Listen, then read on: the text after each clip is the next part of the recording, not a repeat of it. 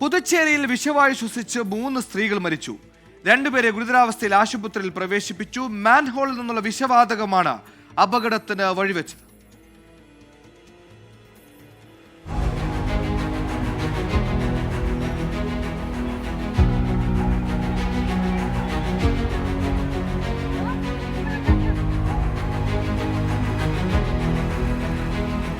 ഇന്ന് രാവിലെയാണ് പുതുച്ചേരിയിലെ റെഡ്ഡിപ്പാളയം പുതുനഗർ മേഖലകളിൽ അപകടമുണ്ടായത്. റെഡ്ഡിപ്പാളയം സ്വദേശികളായ ചെന്താമര മകൾ കാമാക്ഷിയുടെ മകൾ ഭാഗ്യലക്ഷ്മി എന്നിവരാണ് മരിച്ചത്.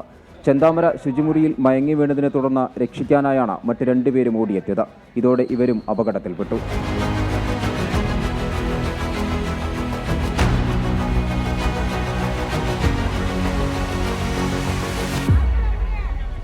അപകടമുണ്ടായ സാഹചര്യത്തിൽ റെഡ്ഡിപ്പാളയത്തെ മുഴുവൻ വീടുകളും ഒഴിപ്പിച്ചു. റെഡ്ഡിപ്പാളയം പുതുനഗർ മേഖലകളിലെ മുഴുവൻ മാൻഹോളുകളും തുറന്നിട്ടുണ്ട്. മുഖ്യമന്ത്രി എൻ രംഗസ്വാമി സംഭവസ്ഥലം സന്ദർശിച്ചു. സംഭവത്തിന് കാരണക്കാരായവർക്കെതിരെ നടപടിയെടുക്കുമെന്ന് മുഖ്യമന്ത്രി അറിയിച്ചു.